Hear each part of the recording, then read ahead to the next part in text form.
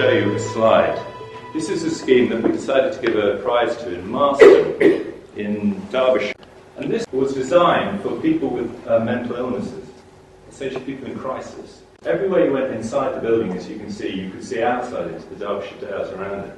And you could sort of see that how landscape was going to be used here as a way essentially of giving people an opportunity, I think, to think more peacefully than perhaps their minds were at that moment. And I think this idea of connecting what people really like. I mean, there's stuff about hedges that you heard. Why do people love those schemes? Because of the green space in them. So I think it's a very, very fundamental reason for incorporating proper landscape strategies in design. This is my own house. But inside, everywhere you go inside, you've got windows cut into places you wouldn't expect, and you sort of see straight into the trees. You see birds nesting in the trees. You can live, we have just about everything within sort of 6 or 7 meters of our bedroom windows. And when you sit inside, it's one of my daughters and her boyfriend. You're never any distance from their experience of what it's like to be outside. And it's magical. I absolutely love the place, although I wouldn't do it again.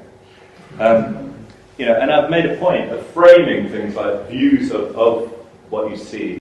Anyway, so why don't we put stuff like that in the stuff that we build as a basic business model? Well, I think the main reason is simple. Anything shared brings management costs, unless it is adoptable basic standard. That's the basic mindset of the house builder.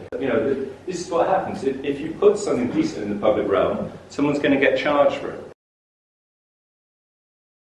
And this is an example of why really interesting house building is actually often used as a reason to beat this industry. And it looks like this from the middle, and it's got this little square and all the houses around it. But these houses are used as a sort of benchmark in the area for what not to do. Because the buyers would not buy these houses because the management charge was about £400 a year. So we've got to deal with that.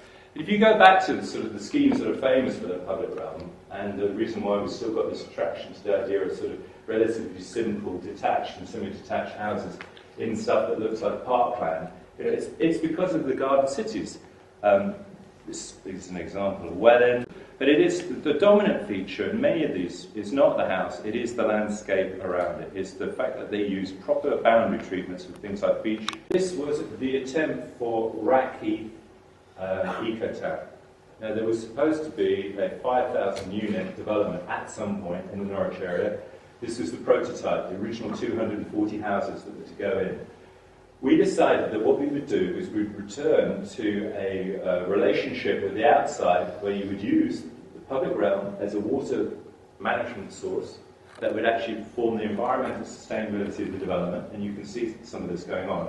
But we also decided, though, to design a brief for this that essentially the public realm had to have a certain amount of functioning green space that would act as a method of supporting biodiversity.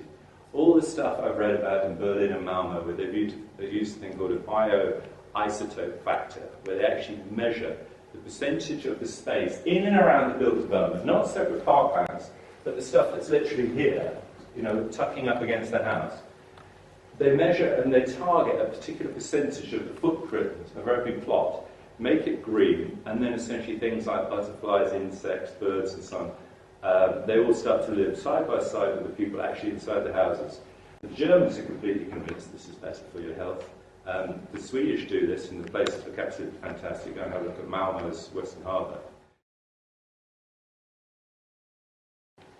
Finally, I just want to finish off with something a little bit more basic. Building for Life, you might have heard of it. It was a tool invented some time ago now. Originally, we had 20 questions. In the original 20 questions, you were supposed to achieve a minimum of 12, and what people were doing was cherry picking.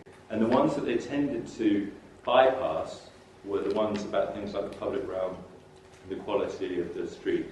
So it was rewritten to eliminate that opportunity. The new questions, there are 12 of them, and essentially you're supposed to comply with all of them or explain why not. And the majority of them now are questions really testing the quality of the actual street itself.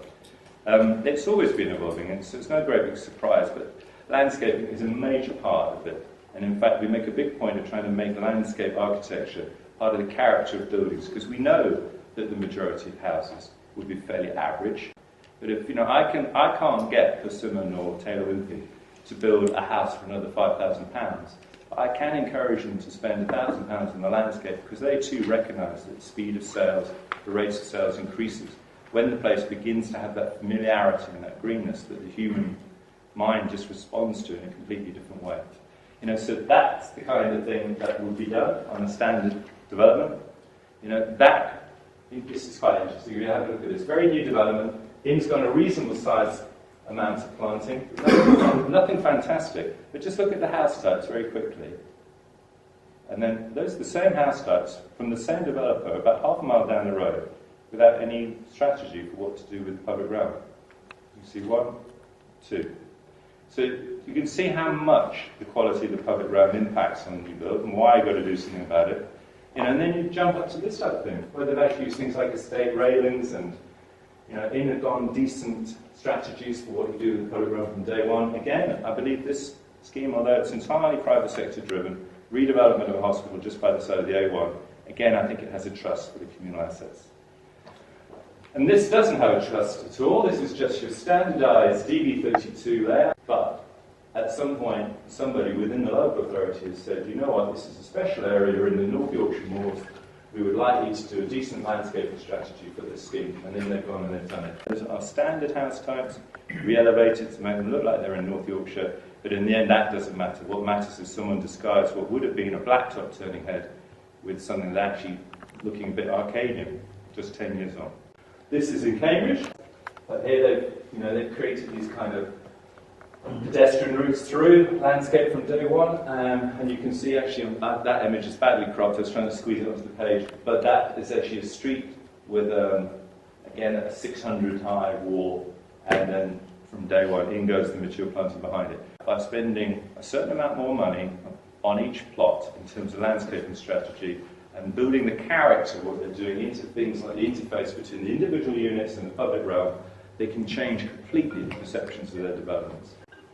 Final thing, this is my favourite sort of innovation at the moment. I'll show you what it looks like in a minute. But just look at the mad roundabout. This is the one that brings in the ambulances off the M11 to get to Adam Brooks Hospital. That's why it's engineered like that, so you can take that roundabout at 60 miles an hour. So what did the developers do? They had to build around that. Well, they put a block around it, and that brackets the noise, and they filled the gaps between the roundabouts and the houses there with as much planting as they could get in, and then they built a line of different density houses. So they begin with terraces. Well, actually, this is like a mews terrace at the back of the big block, and then they go to a more relaxed terrace, which is the notched house you'll see in a minute. And then they start moving into these kind of detached and semi-detached, which is sideways on, and they have these green fingers that run from the very urban centre, like the middle of Cambridge, out into the planting, which is actually, this is the edge of Cambridge. And I've never seen a residential scheme in the last 50 years like this. And I took David Levitt to see it, who knows quite a lot about housing. He's written the best-selling book in English in the world on housing design. He said he thought it was the most fascinating thing he'd seen in the last 30 years. He called it the perfect compact linear development.